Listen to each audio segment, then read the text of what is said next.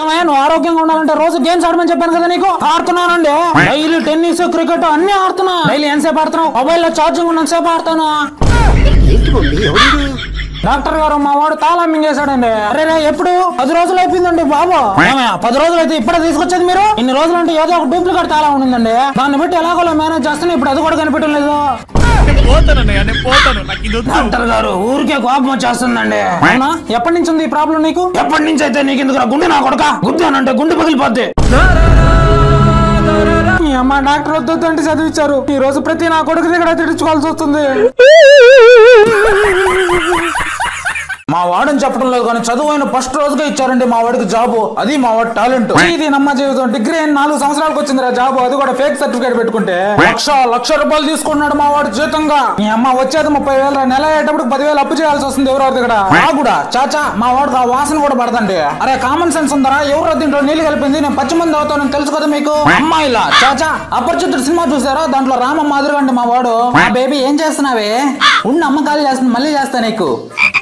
ఆ రమ్య ఎంగేజ్ వచ్చింది అది అమ్మలేరా? ఇదిగో ఆఫీస్ లో ఎవరికేం డౌట్ వచ్చినా మా వాడు అంటే ఎక్స్ప్లెయిన్ చేసేది. మామ సలార్ సినిమాలో మనోడు మిరప్పడు కలుపుకొని ఎందుకు తింటాడు తెలుసా? ఎందుకంటే కూరగాయలు కోయాలంటే కత్తి కావాలి కదా. కత్తిని చూస్తే మనోడు కోపం వచ్చేస్తుందని. ఇదిగో పుల్లారావు మీ వాడికి ఇంకా జాబ్ రాలేదంట కదా, మా వాడికి చెప్పి ఇప్పించదా? ఎక్స్క్యూజ్ మీ సార్ వీడు మా ఫ్రెండ్, వాడికి ఏమన్నా ఉద్యోగం ఇప్పించగలుగుతారా? అన్ని ఈ నెల జాబ్ లోంచి తీసేద్దాం అనుకుంటున్నాం. అరే మనోడా నేను పోయే లోపల డిగ్రీ అయినా పూర్తి చేయరా చూసి చచ్చిపోతాను. అరే నాయనా నేను పోయే లోపల ఏదైనా జాబ్ అయినా తెచ్చుకోరా చూసి చచ్చిపోతాను. అరే నేను పోయేలా ఉన్నాను పెళ్ళైనా చేసుకోరా చూసి చచ్చిపోతాను. నేను పోయే లోపల నీకు పిల్లడు పడితే చూసిపోతాను రా. అరే నేను పోయే లోపల నా మనోడు కూడా పెళ్లి చేసాను రా చూసిపోతాను. అవునే బామ్మ ఎప్పుడు పోతా అంటావు, ఎప్పుడు పోతావు అసలు నువ్వు? చివరిగా ఒక సినిమా చూసేసి పోవాలని నేను అందుకే ఆగున్నాను. ఏం సినిమా అనేది? రాజమౌళి మహాభారతం తీస్తా అన్నాడు కదా, అది తీస్తే చూసిపోతావు అని కోరికగా ఉందిరా. అది అయ్యేది లేదు నువ్వు పోయేది లేదు పోవే. ఏం బాబు ఈ మధ్య అస్సలు రావట్లేదు. ఇంతకు ముందే మీ గర్ల్ ఫ్రెండ్ రోజు పూలు తీసుకోబోయేవాడి. నిజమేక కానీ ఇప్పుడు పెళ్లి అయిపోయింది. అదేంటి బాబు పెళ్ళైనాకే కదా ఎక్కువ పూలు తీసుకునేది. తీసుకోవచ్చు కానీ వాళ్ళ హస్బెండ్ ఒప్పుకోవాలిగా. పోరా నా బట్ట. అత్తగారు మీకు బాగా ఇష్టమైన కోడిగుడ్లు కూర చేసే అత్తగారు.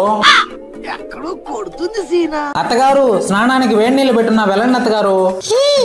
అత్త పెన్షన్ తీసుకున్నావా? తీసుకున్నా. ఇటువంటి అంత డబ్బు మీరు ఖర్చు పెట్టలేరు. అమ్మా ఏం కూర చేసావు ఈ రోజు? ఏం కూర లేకపోతే ముద్ద దిగదా? ప్రతిరోజు కూర అని అడుగుతున్నావు. అమ్మా కాస్త స్నానానికి వేడి నీళ్ళు పెట్టమ్మా. ఇంకొకసారి వేడి నీళ్ళు అన్నా అంటే డైరెక్ట్ గా పొయ్యి మీద కూర్చోబెట్టేస్తా నిన్ను.